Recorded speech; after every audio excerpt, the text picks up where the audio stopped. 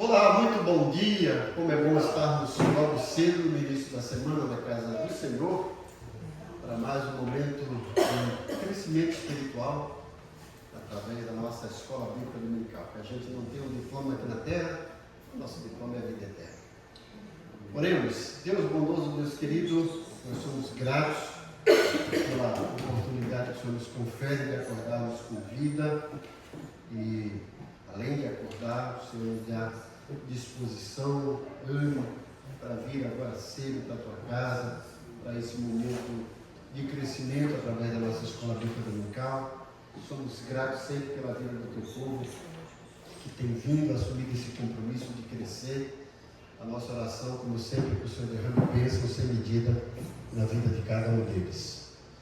Queremos também colocar aqui nessa caixa, são os pedidos que a gente faz todos os domingos, orando para que essas pessoas sejam alcançadas pela mensagem do Evangelho.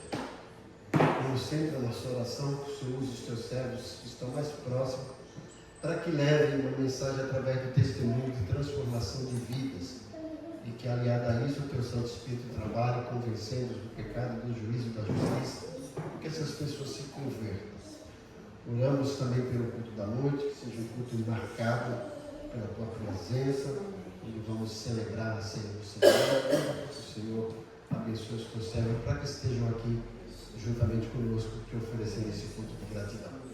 Agora colocamos a vida da tua serva Irmã e dos pequeninos, Davi e Miguel, que vão aprender a tua palavra. O Senhor os abençoe, que o Senhor use grandemente a tua serva para que ministre não apenas a mente, mas o coração desses pequeninos. Oramos agradecidos em nome de Jesus. Amém. Pequeninos, podem sair com a mamãe tia. Mamãe tia professora, pode sair por aqui.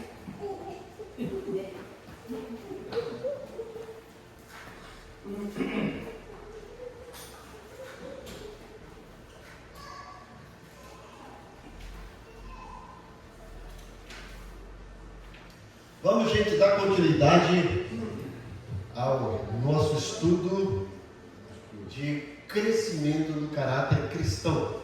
Na nossa apostila, na página 13, hoje iniciaremos isso, definindo um plano para crescer, certo? Veja que isso que nós vamos colocar aqui agora, pensando na nossa escola bíblica dominical, pensando no nosso crescimento espiritual, especificamente no caráter de Cristo, isso aqui serve para tudo, gente. Serve para a nossa vida profissional, para a nossa vida acadêmica, para o nosso lar, para tudo na vida, certo? Eu criei aqui uma fórmula que chama-se CAP, C-A-P. Então vamos lá, aqui na página 13, definindo um plano para crescer. No capítulo anterior, indicamos um processo de crescimento intencional que contém 3 passos. Poderíamos chamar isso de modelo CAP, usando as siglas das 3 palavras-chave, né? Então, olha, essa fórmula, ou essa sugestão de crescimento, como eu disse, serve para a vida toda. Então, nós vamos definir um plano para crescer. E para fazer isso, a primeira coisa que a gente tem que identificar, o campo no qual queremos crescer, ou a área no qual precisamos crescer. Eu lembro que em um período da minha vida, eu orei assim: Senhor, me ajuda a ser mais paciente, eu quero desenvolver e crescer na paciência. Fiz essa oração. Gente, que oração! Olha o que eu pedi. Precisava, né? Tribulação. Sim! E vou cantar o que veio. Eu trabalhava na Uzi Minas, tinha um chefe da gente. O chefe era um amor de pessoa, né? Eu sabia o que ele pensava, eu também pedia as coisas, agradecia. E aí ele foi sair de férias. E aí veio um camarada para ficar no lugar dele. Meu Deus! E eu tinha orado aquela semana: Senhor, me ajuda a ser mais paciente. E esse cidadão foi lá para ser o substituto do meu chefe. Eu tinha que obedecer, claro. Mas ele pedia cada coisa absurda que não tinha nada a ver com a minha função. E a vontade era dizer: isso aqui eu não vou fazer porque não compete a mim.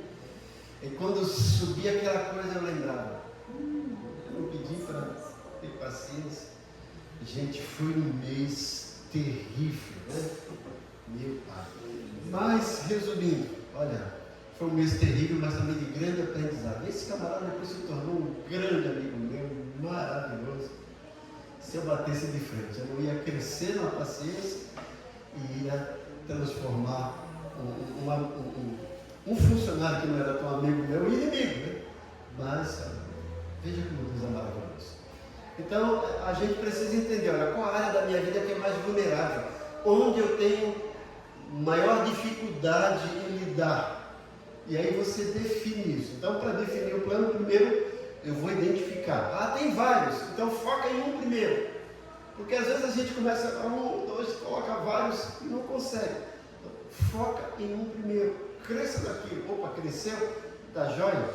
Não vou parar, vou continuar, mas vou agora dar atenção em outra área. Então, o primeiro é o campo no qual queremos e precisamos. Eu coloquei queremos, né?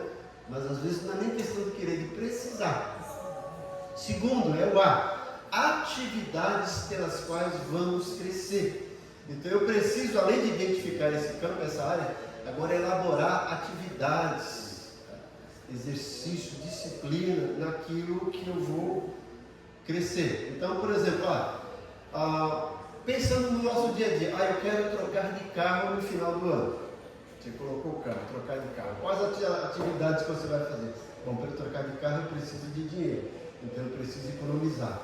Se eu preciso economizar, a primeira coisa que eu tenho que fazer é cortar os gastos extras. Opa, então eu começo todo final de semana a gente come pizza. Opa, não vamos poder comer todo final de semana, vamos reduzir uma vez por mês, né? Eu gasto com isso aqui desnecessário, vou diminuir. Então, quais são as áreas, as atividades que eu preciso fazer para alcançar esse objetivo? E eu acho que esse aqui, gente, é o mais importante. Embora sozinho ele não exista, né? Os três precisam. Isso aqui, prestar contas a alguém que nos ajudará a crescer e a medir o nosso progresso. Porque quando a gente não presta conta a ninguém, a gente relaxa, fica acomodado. Quer ver um exemplo disso? Você trabalha, você bate ponto.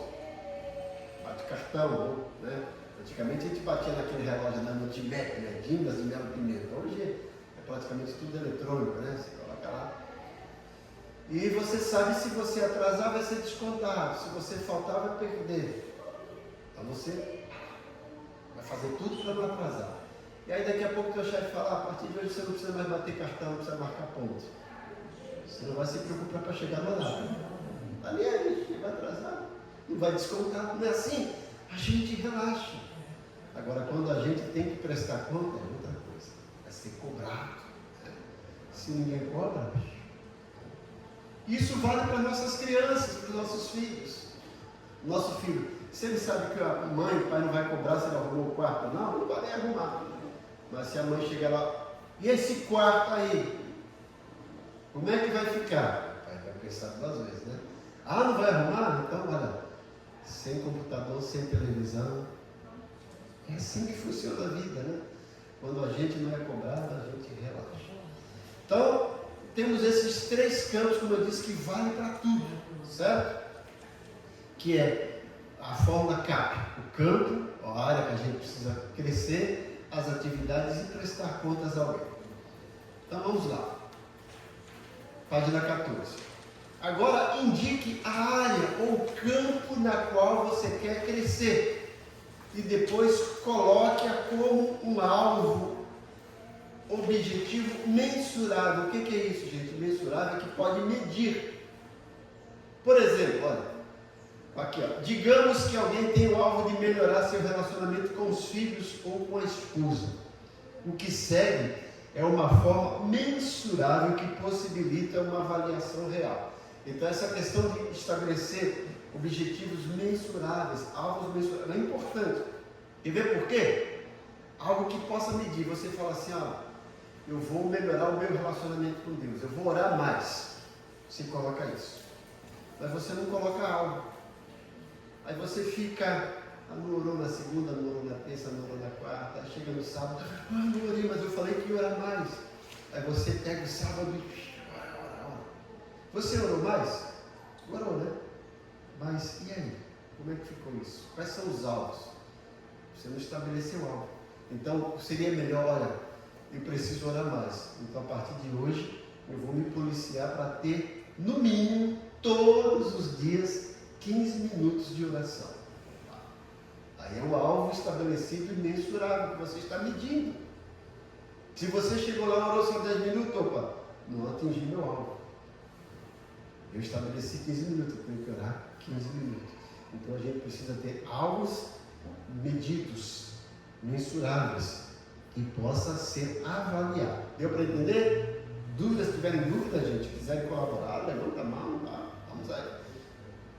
Então vamos aí imaginar aqui. Por exemplo, digamos que alguém tem o alvo de melhorar seu relacionamento com os filhos ou com a esposa, né?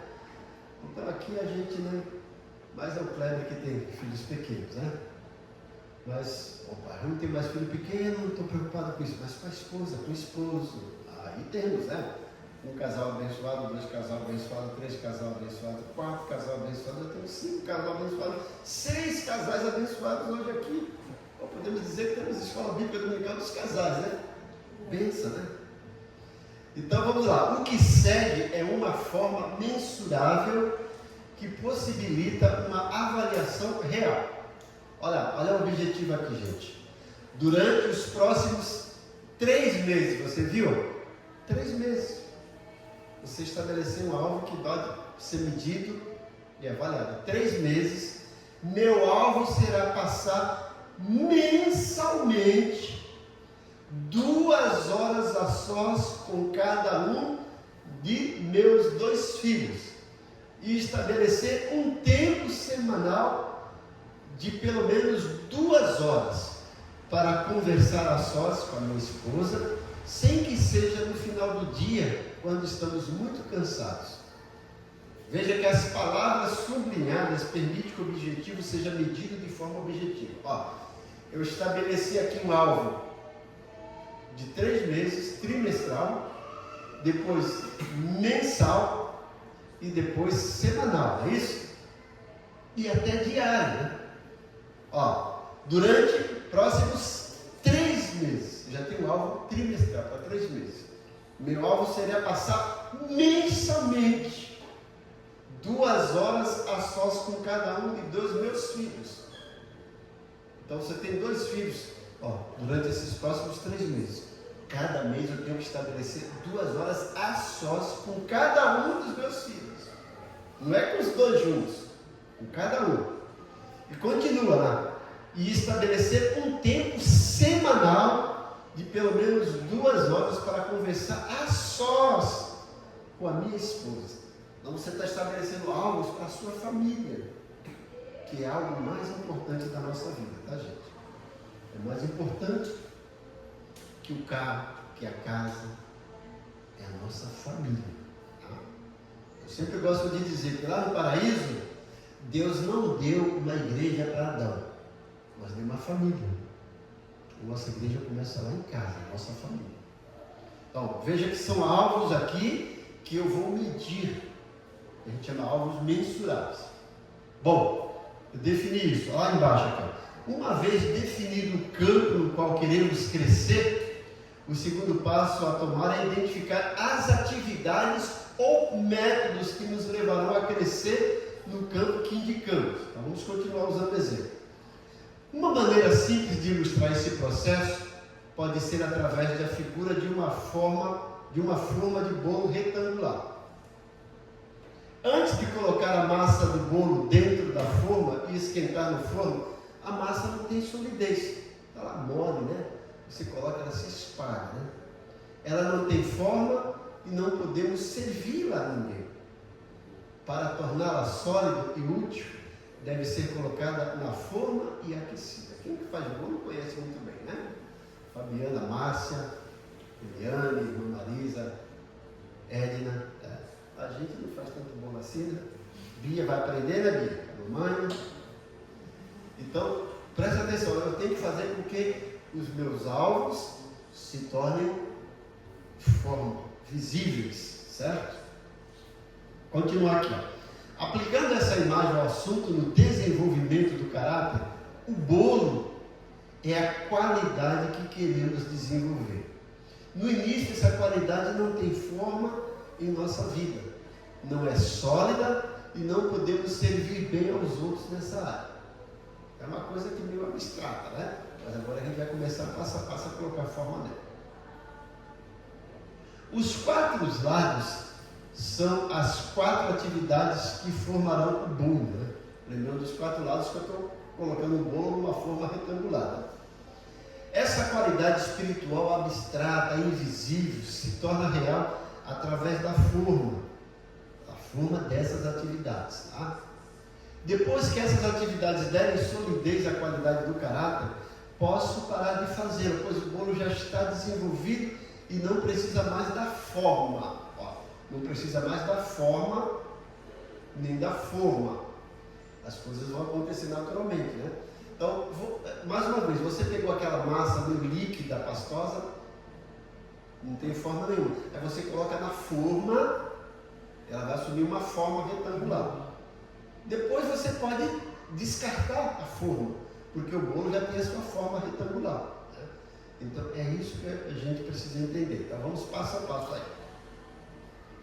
Por exemplo, suponhamos que a qualidade que quero desenvolver em minha vida é a pureza. Essa é a massa do bolo. Agora preciso arrumar a forma. Continuando o exemplo, para desenvolver a pureza, uma pessoa poderá escolher atividades como a seguinte, vamos lá. Primeiro, então eu quero ter uma vida pura. Ler a Bíblia ou um livro evangélico antes de se deitar, para poder refletir no que foi lido, ao invés de dar espaço a pensamentos impuros. Então, antes de deitar, em vez de eu ficar lá na internet naqueles vídeos de duplo sentido, eu vou ler a Bíblia ou vou ler o livro evangélico. Gente, olha, se nós criássemos o hábito de ler a Bíblia ou o livro evangélico antes de dormir, olha, não seria melhor. A gente dorme com a nossa mente enriquecida. Até os nossos sonhos serão melhores. Hoje os especialistas dizem que as pessoas não estão aproveitando melhor o sono, porque ficam com a mente ligada no computador, no celular, que não só aqueles vídeos, mas a questão desse raio ultravioleta, né? Dessa exposição à tela, isso afeta o nosso cérebro e o nosso sono. Pessoas que já relataram que ficam jogando antes de dormir, sonham com números, com tabuleiro, aquela coisa toda, faz uma confusão à noite. Então, é algo para a gente pensar. Então, eu estou colocando aqui atividades. Lembra? O campo, pureza. Quais são as atividades? Número 1, ler a Bíblia ou um livro evangélico antes de dormir. B, memorizar Provérbios 5, de 1 a 15. Oh, que isso, pastor? 15 versículos? Gente, tem pessoas que têm a capacidade de memorização. Eu lembro na minha adolescência, que faz muito tempo, né, gente? Só uns 50 anos atrás, nós tínhamos gincana na igreja que eu me converti.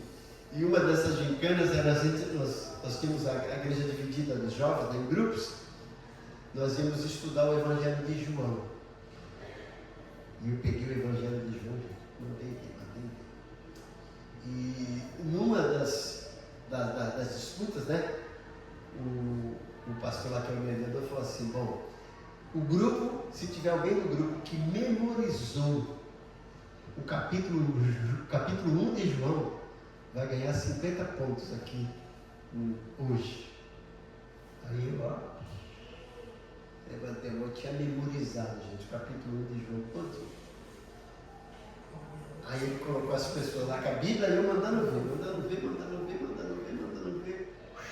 Memorizei o capítulo 1 de João todinho. Antigamente nós fazíamos isso, né? Hoje as pessoas não têm mais capacidade de memorizar, porque não leem, não conseguem reter, porque tudo hoje é Ctrl+C, Ctrl+V. A gente perdeu essa capacidade. Eu, às vezes, sinto dificuldade aqui, quando estou cantando, às vezes esqueço a letra. Por quê? A gente fica preso agora ao telão, que vem tudo. Antigamente a gente, memorizava, né? de cantar o hino da harpa, do cantor cristão, tudo de cor. Hoje, se a gente não tiver, a gente esquece. A nossa mente começa a ficar atrofiada. Então a gente precisa exercitar a nossa mente. Alguém já disse uma grande verdade, que mente e paraquedas só funcionam aberto. Então tem que abrir a mente. Faz exercício. Então memorize Provérbios 5, de 1 a 15. 10 versículos. Ou uma porção do mesmo, numa versão popular, e refletir sobre isso quando surgirem as tentações. Letra C. Identificar as portas pelas quais a tentação chega. Compartilhar isso com alguém e juntos em oração fechar essas portas. Qual é a porta? Filme pornográfico? Eu tenho TV a cabo. Corta os canais de filme pornográfico. O meu problema é dinheiro. Então, primeira coisa, não seja tesoureiro em igreja nenhuma, não seja tesoureiro. Em casa, você está com um problema? Passa isso para sua esposa, para ser administradora, passa para alguém. Prenda, feche as portas. O salmista fala, certa vez no Salmo, não lembro, ele fala assim: Senhor, põe guarda na minha boca para não pecar contra ti. Então a gente precisa fechar essas portas aí, para não dar lugar aí ao diabo. Lembra que Paulo fala em Efésios, não sei se é 4:27 ou 4:28, não deis lugar ao diabo. Letra D. Cultivar o amor para com o seu cônjuge através de atitudes românticas. Pelo menos isso, né? 2 vezes por semana. Olha lá. Trazer flores. Mas a mulher fala assim: flor é para ver. Então traga chocolate para ela. Né? Para minha esposa eu não dou flor. Ela não gosta. É um bombom, outra coisa, né? É difícil agradar ela porque ela não gosta, mas é de 3 letrinhas. Pix. Ontem mesmo, faz tempo que não me dá um pix, todo mês eu dou. Ela quer uma vez por dia. Mas é isso. Então, trazer flores, irem só os dois a um restaurante, escrever uma declaração de amor, mandar um cartão, etc. Às vezes está lá. Porque é aquele negócio, a mulher fala assim: amor, mas tu sabe que eu te amo. Não fala. A mulher quer ouvir. Você já prestou atenção que em Efésios 5, Paulo está falando para os casais, ele fala para o marido amar a esposa como ama seu próprio corpo e como Cristo amou a igreja.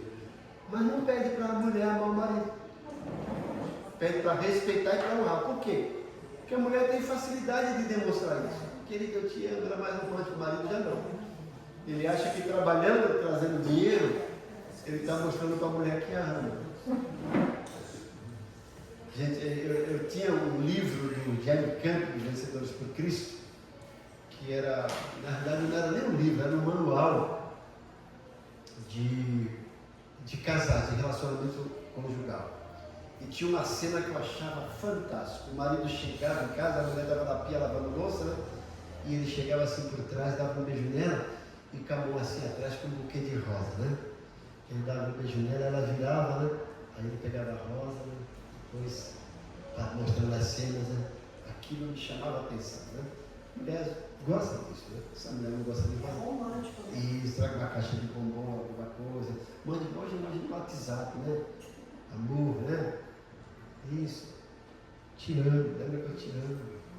Então, vale a pena. Aqueles apelidinhos carinhosos, né? Porque tem marido que chama a esposa de minha bruxinha, minha maga patológica. Tem gente que nem sabe o que é isso, né? Os desenhos, né? Esse romântico, né? Uma pérola, uma flor, Miss Universo. São coisas, né? Que a gente precisa fazer. Porque a gente acaba esquecendo isso e a vida fica tão simplória, né? Quando o casal está namorando, gente, muitas juras de amor, né? É troca de presentes. Depois que está casado, esquece disso. E acha que não precisa mais, né? Já conquistou? Tem que continuar a investir. Eu falo para os casais, quando eu estou aconselhando, que estão passando por dificuldade, sempre falo assim: olha, Quem não marca presença abre concorrência e pode perder a preferência. Hein? Pessoal, quem não marca presença abre concorrência, pode perder a preferência. O marido não trata bem a esposa, ela vai para o trabalho. Aí o chefe diz: olha como você está bonita hoje, eu toda perfumada. O marido não viu. E aquilo fica no ouvido dela. Aí chega em casa, o marido. Lá no trabalho ela é tratada bem. Em casa é tratada mal. Olha o perigo. Cuidado. Isso é para os dois, tá, gente? Para os dois também. Tá? O marido sai para trabalhar, a esposa. E fala um bocado de coisa. Aí ele chega lá, aí a secretária fala assim: olha, tua mulher deve ser bem aventurada, um tipão desse, aí já fica, opa. São coisas que a gente precisa pensar, gente. Bom, continuando aqui, virando a página 15. Depois de 2 meses agindo assim, provavelmente não precisará ser tão intencionalmente, porque a qualidade de pureza já deverá estar, mas naturalmente, tomando forma em sua vida. Então, quando a gente vai fazendo, as coisas vão se tornando quase que automático. Os psicólogos dizem que quando a gente faz algo repetidamente, intencionalmente, durante 21 dias, sem parar, no 22º aquilo já torna, parece que, automático. Você está acostumado a andar numa rua, você está automático. Daqui a pouco, vai lá, acertei e muda a mão. Aí você entra lá, daqui a pouco você toca aqui na contramão. Por quê? Já estava automático. É assim no dia a dia. Então eu preciso usar esses recursos a meu favor. Vou intencionalmente, olha. Daqui a pouco se torna automático. Então se o marido começa a cuidar da esposa assim, pronto, vai virar automático. Não é só, gente, nas datas comemorativas, no aniversário dela, no aniversário do casamento. Volta e meia surpreenda. O marido também, a esposa também. Aí para os dois, né? Segue abaixo outro exemplo parecido de 4 atividades para desenvolver uma qualidade de caráter cristão. 4 atividades para desenvolver melhor a comunicação com minha esposa. Pegando mais o exemplo do casal. O marido pensando. Primeiro, separar os primeiros 10 minutos depois de chegar em casa a cada dia, só para ouvir como foi o dia da minha esposa. Então, chega em casa, senta aí. Como é que foi o seu dia hoje? Você está mostrando que está se preocupando com ela, né? Às vezes o marido chega, ela já está descascando, né? Tudo que aconteceu lá no trabalho. Um dia foi meio horrível e tal. E nem se preocupa com o que foi dela. Da mesma forma devia ser a mulher. Mas a mulher chega, o marido está chegando, vai preparar alguma coisa, senta aqui, amor, como é que foi os seus dias? Imagina essa cena. O marido chega, né? No trabalho, a esposa lá com o cafezinho ou o suco, senta aqui, vamos conversar. Como é que foi seu dia hoje? Divide aqui comigo. E como é que foi com as crianças? Como é que foi em casa? Precisa ver agora. Olha a diferença. Mas às vezes chega cobrando, né? O marido chega e olha assim: mas essa pia ainda está cheia de louça. Tu passou em casa fazendo o teu dia e eu lá me matando para trabalhar. E daqui a pouco, né? A mulher: tu também não me valoriza, tu não sabe o que aconteceu, você fica lá no trabalho. Veja a diferença, né? Olha, isso, se os nossos filhos verem isso na nossa vida, a vida deles será melhor. Olha o que nós estamos ensinando para os nossos filhos às vezes. O filho está em casa, vê quando o pai chega e a mãe chega, aquela discussão, eles vão pensar assim: meu Deus, para que eu vou casar? Para ter Y, melhor ficar solteiro. Né? Eu falo, às vezes a gente quer que os nossos filhos, quer ver, presta atenção, às vezes a gente quer que os nossos filhos se convertam e venham para a igreja, não é assim? Mas às vezes a gente nem vem para a igreja. E a gente chega em casa, em vez de contar as coisas boas da igreja, a gente conta as coisas más. Os filhos ficam escutando: isso é esse evangelho? Isso é para a igreja? Então eu não quero. Item 2. Vamos dar uma pausa para a gente dar bala para vocês. Para vocês adoçarem a boca, ofertarem.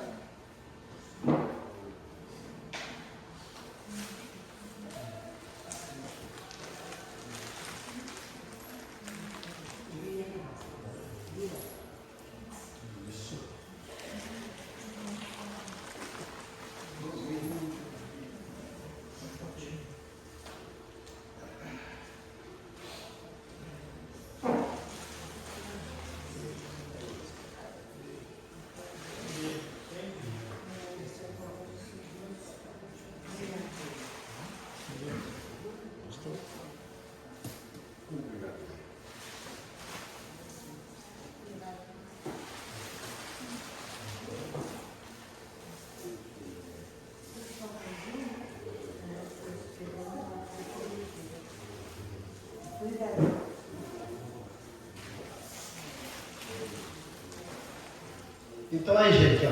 Então, primeiro passo, separar 10 minutos para chegar em casa para conversar com a esposa, como é que foi o dia dela, e com a esposa também. 2, memorizar Efésios 5, 25 a 29. É uma versão popular e refletir sobre isso quando estou voltando para casa no final do dia. Vamos dar aula lá, Efésios 5, 25 a 29. É o texto que eu tinha citado aí, da família.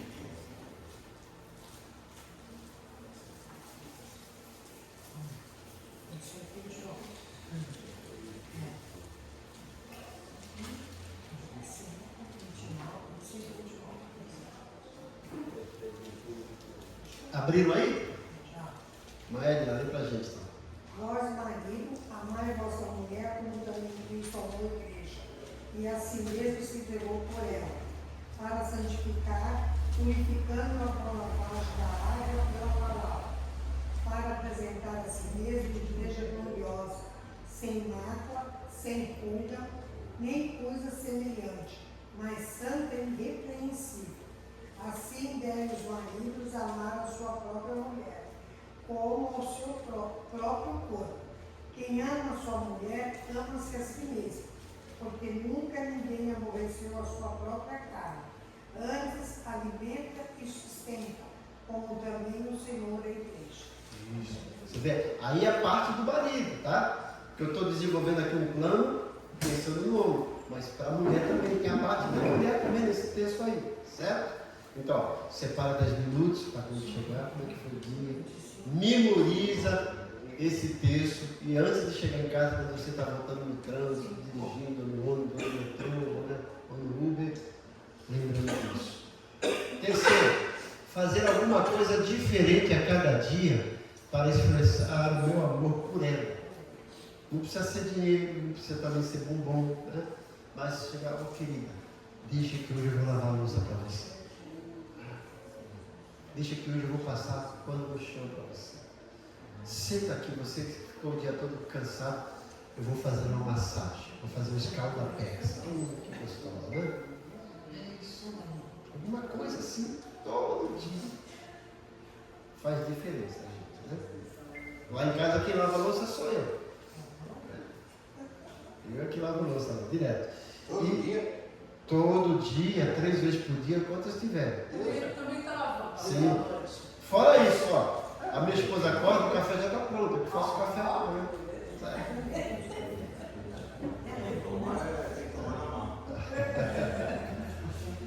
Quatro, aí ó, que coisa boa aqui, ó. Levá-lo sem as crianças, sem a sogra, sem o sogro, sem a mãe, a um restaurante para termos uma noite juntos.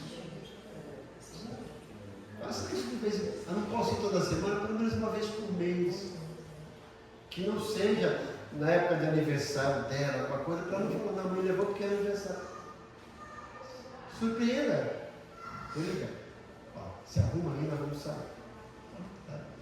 Levar no restaurante, gente, não é no. Como é que chama esse restaurante de R$1 aí? Bom Prato, não é isso? Não é levar no Bom Prato, não. Não, você paga lá, levei minha esposa para almoçar fora, está lá no Bom Prato. Mas quem não tem condições, até. Tinha um casal aqui da igreja que eles falavam que quando eles saíam, eles têm carro. Eles não iam de carro, eles iam de ônibus para ficarem juntinhos sentados. Pegavam no final do ônibus, sentavam juntinhos, os dois abraçados. E falavam, de carro não dá para dirigir abraçado. Mas eles faziam isso, deixavam o carro, saíam de ônibus os dois juntos. Olha que coisa romântica, né? Depois de mais de 30 anos de casados. Veja que são pequenas coisas que a gente pode fazer para melhorar o relacionamento com a esposa. Isso vale na igreja. A gente fala tanto aqui. Teve um tempo que eu bati tanto nisso aqui, bati no bom sentido, né? Para que vocês fizessem, mas eu queria que isso acontecesse depois naturalmente, não porque o pastor pedisse. Lembra que eu falava, faz um cartãozinho, traga para alguém, essa semana surpreenda alguém, traga um bombom, diga que ela é importante para você. Né? Faça isso. Isso, gente, muda a vida. Às vezes a pessoa está tão sobrecarregada e um simples gesto pequeno muda a diferença. A gente precisa plantar a semente do bem onde quer que a gente esteja, né? Para mudar a vida das pessoas. Nós somos tão automáticos em rebater. O pastor estava dizendo que uma vez ele estava voltando de uma viagem, aí lá no aeroporto, ele foi, né, a menina que estava lá no balcão, atendendo, estava grossa dele, tal. E ele deu vontade de responder, poxa, só que eu subi toda aqui, vontade de ir lá chamar o chefe e dar-lhe uma dura nela, né? Mas ele pensou, refletiu e falou assim, perdão, né? Está incomodando você aqui tão cedo, né?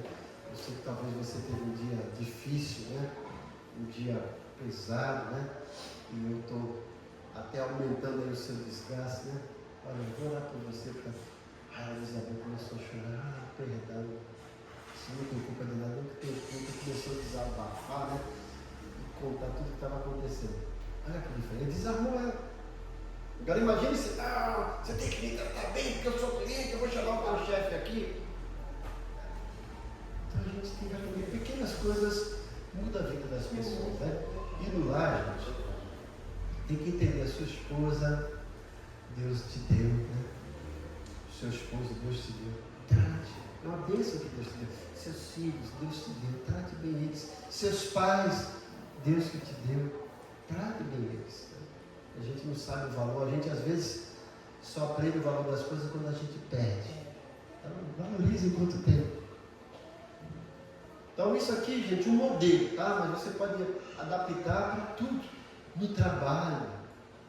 Às vezes a gente vai para o trabalho, esse patrão aqui, não pensa. Trabalho, faça o melhor. Lembra José escravo, gente? José escravo podia reclamar de tudo, mas ele fez o melhor. E tinha alguém olhando, além de Deus olhando, tinha alguém olhando. Potifar olhou, esse camarada é diferente, esse escravo. Vou promover para mordomo. Então, faça o melhor.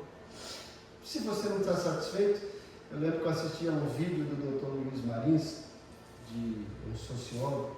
Ele falava assim, se você não está contente com o seu trabalho, peça as contas e vai vender banana lá na estrada de Itanhaém. Mas não fique lá fazendo ser um peso morto, reclamando, né? Que você começa a trabalhar 8 horas, 9 horas, você já está matando um cachorro a grito com esse azedume. Não. Então, ame o que você faz.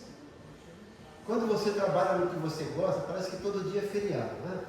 Então, procure, esse emprego está difícil, mas procure o lado bom. Olha, está difícil, mas eu estou trabalhando. Eu vou procurar o melhor. O que eu posso fazer aqui para amenizar a situação, fazer o meu melhor? Faça isso. O terceiro passo é prestar conta. Então nós já vimos o campo, a área. Então, usando a nossa ilustração, vimos aí na área familiar.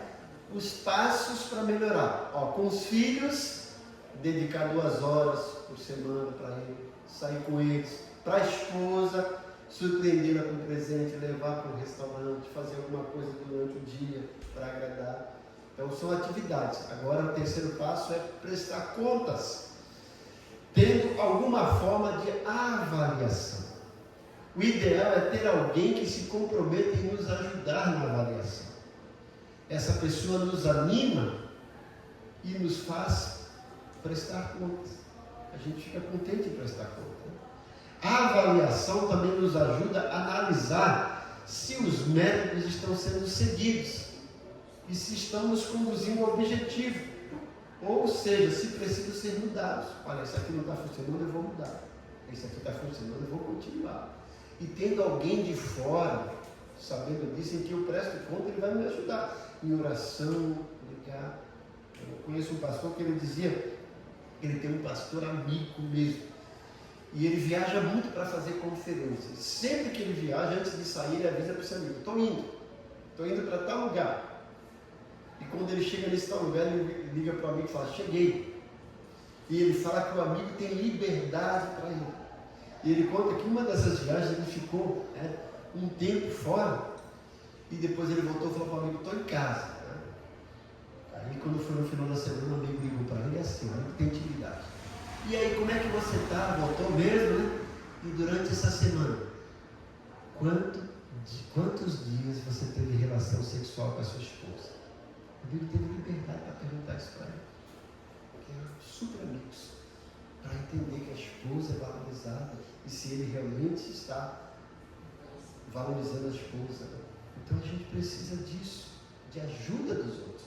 Não é para cobrar, para ficar, senão é cartão vermelho, vai ser expulso. É para nos ajudar. A gente tem que entender, quando alguém nos cobra, é porque se preocupa com isso, porque é o nosso bem. Então a gente tem que entender isso, né? Por exemplo, um senhor que participa de um grupo de discipulado tem um companheiro de oração.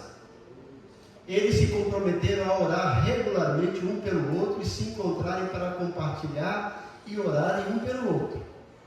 Nos encontros, um pergunta ao outro como estão indo quanto ao alvo e às atividades.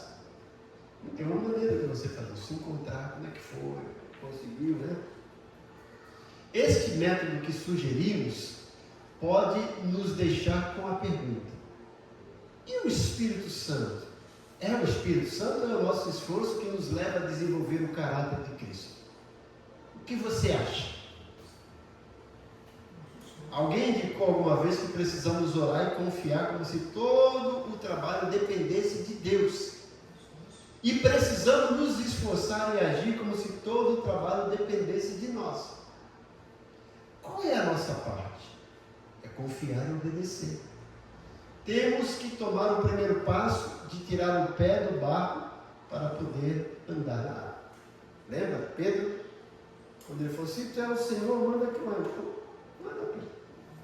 Se Pedro nunca tivesse tirado o pé do barco, ele nunca ia andar. Ele andou um tempo, né? Antes de começar a afundar, né?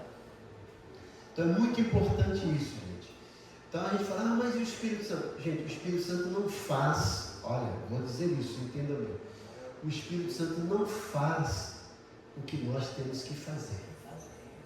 Ele vai nos ajudar, nos dar ânimo, nos orientar, mas é nós que temos que fazer. Você tem uma ideia? Essa semana eu fui lá para o sítio e eu tinha que fazer alguma coisa e pedi, Deus, eu sei que eu tenho que fazer alguma coisa, mas eu queria a tua orientação, por favor.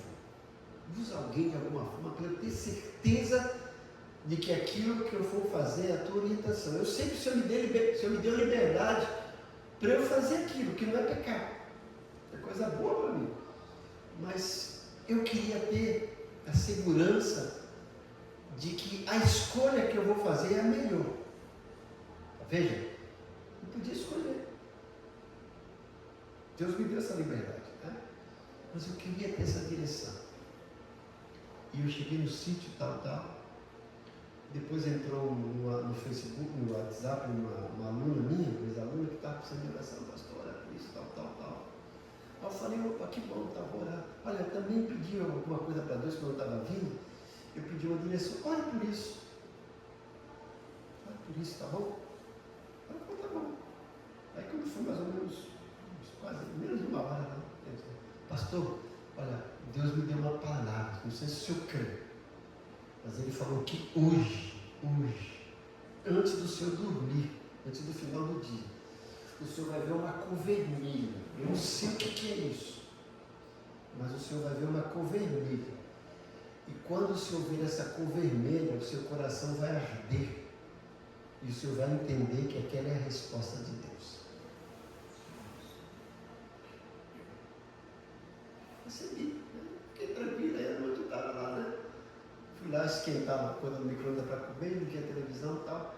Aí esquentou, quando eu sentei ali no sofá em frente da televisão, aí estava passando um negócio daqui a pouco, gente.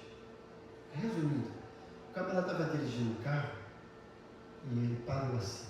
Daqui a pouco passa assim, gente. O carro assim parecia que estava em câmera lenta. Assim do lado dele assim. Vermelho. E eu vi aquilo, meu coração ardeu. A resposta de Deus está lá. Logo vocês vão saber o que é. Eu já fiz essa escolha pela orientação de Deus. Veja, a escolha foi minha. O Espírito Santo não chegou assim, Zé Carlos, o Senhor está aqui, já está pronto. Eu pedi direção. Eu podia escolher qualquer coisa, mas eu falei, Deus, eu quero que o Senhor participe.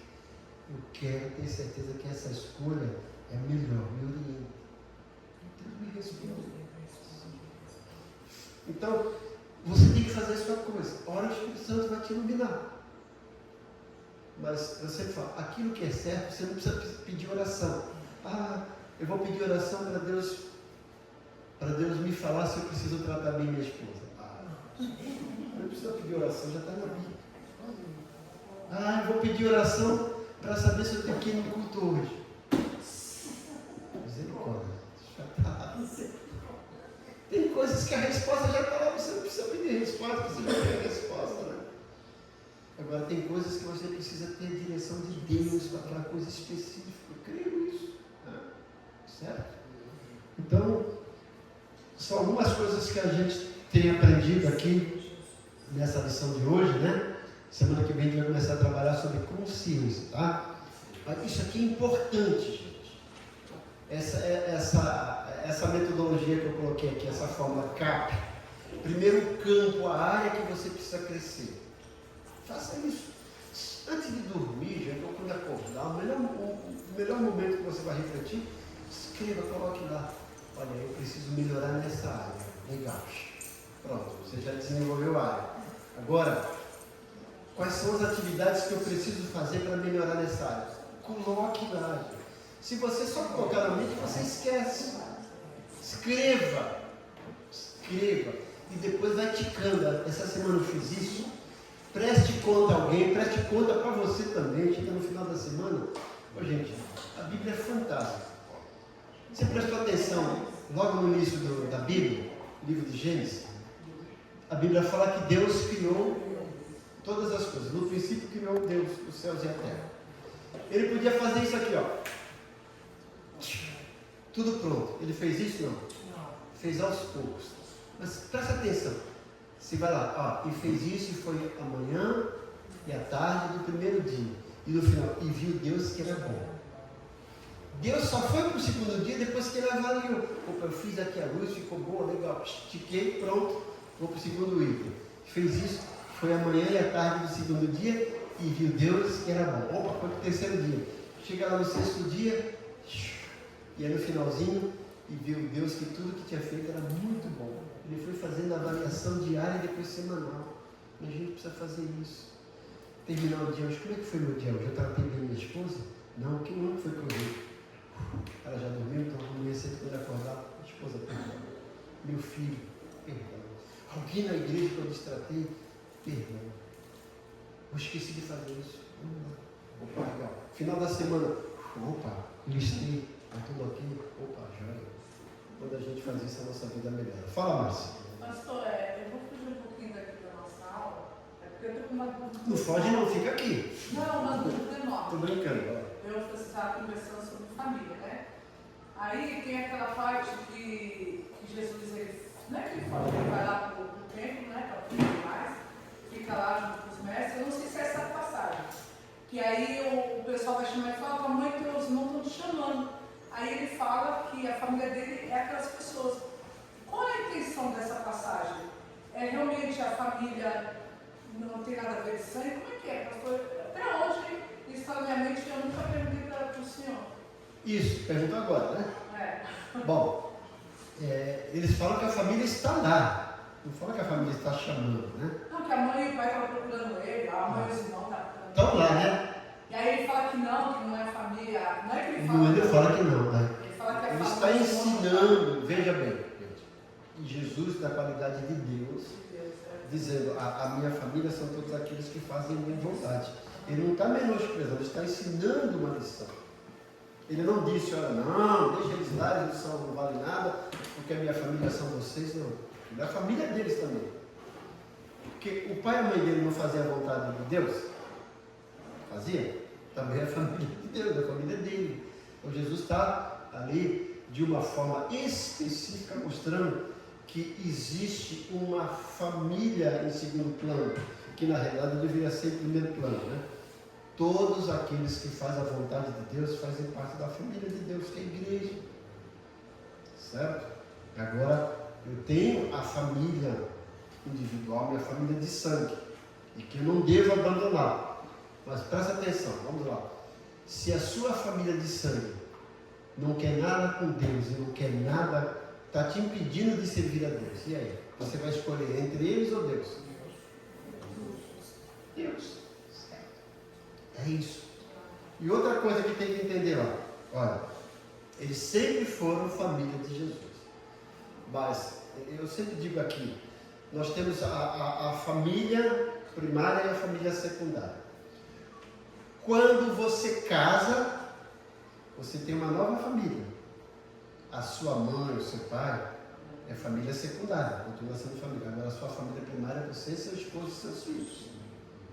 Então tem isso. Então tem que distinguir família primária e família secundária. Eu não vou menosprezar, não vou tratar, mas a prioridade é sempre para isso. E é isso que Jesus estava querendo dizer. Deu para entender? Ele não está destratando, não dizendo. Com certeza depois ele foi lá, conversou com meus irmãos, com meus parentes. Ele estava lá exercendo o ministério dele, já como adulto, e eles também como adulto. Certo? É isso. Pastor, mais uma pergunta. Eu sei que é bobeira, mas para mim está... Não é bobeira. Se você tem dúvida, não é bobeira. O que o senhor acha que é uma família? É só o marido e a mulher? Ou quando é o marido e a mulher, e os filhos? Então, é isso que eu estou dizendo. Família, pai, mãe e filhos. Certo? Se não Família tiver filhos, primária. não é família. É família também. Quando você se une uma pessoa, você está fazendo... Só vocês dois, não tem É filho. família. Se você tem filho, é família com filhos. Se você não tem filho, família sem filhos. Lembra que eu falei? Família primária. Pai, mãe, se tem filho, filhos. Aí, esposa, mãe, madrasta, sogra. Família secundária, os irmãos, os tios, é da família primária. Aí na ordem lá, marido, esposa, filho. Se você pegar Efésios 5 e 6, começa lá. Marido, esposa, depois filhos. Depois trabalho, igreja. Essa é a ordem, a prioridade. O pastor Cléber quer fazer alguma colocação em relação a isso? Não, perfeito. Tá. Entendeu, moço? Entendi. Eu não tenho filho, não sou família. Sem problema. Obrigada. Só a outra questão da primeira pergunta é que ali são duas passagens diferentes. Aqui Jesus estava no templo ensinando, que ele era pequeno e os pais dele voltam. Né? Isso, isso. E aqui ele fala que não é meu pai e nem minha mãe, ele já estava ensinando já no ministério. É que são duas passagens separadas. São duas séries. Isso. Vamos orar, gente. Lembrando que hoje à noite, às 18 horas, nós temos o nosso culto de adoração a Deus com ministração da Ceia do Senhor. No próximo domingo, nós temos, olha, gente, festividade dupla, né? Batismo, temos candidatos aí, e ordenação do ministério diaconal do casal ali, né? Marisa e Augusto. Então, temos bastante coisa para semana que vem. Venham, né? Tragam seus amigos, convidem para participar conosco desse culto de consagração e batismo. Tem coisas que eu gosto de fazer da igreja, né, gente? É apresentar crianças. Por ordem é batizar pessoas. Mas apresentar crianças, casar, né? Consagrar. Tem coisas que a gente tem que fazer, mas a gente não gosta, mas tem que fazer. Culto fúnebre, né, gente? A gente não gosta, mas tem que fazer. Faz parte do ofício. Oremos. Deus bondoso, Deus querido, como é bom estar na tua casa, como é bom poder aprender uma porção mais da tua palavra. Somos gratos por esse povo que frequenta, que participa assiduamente aqui. Mais uma vez que o Senhor continue derramando bênçãos sem medida. Agora nós vamos para os nossos lares, pedimos que o teu Santo Espírito nos conduza, com os teus anjos nos guardando, nos protegendo, nos dando um domingo maravilhoso e nos trazendo de volta para a noite com um culto marcado pela tua presença. Nós oramos agradecidos em nome de Jesus. Amém. E a graça do Senhor Jesus, o amor de Deus Pai e a comunhão do Espírito Santo seja com todos. Ebenezer, a igreja se importa com você. Amém.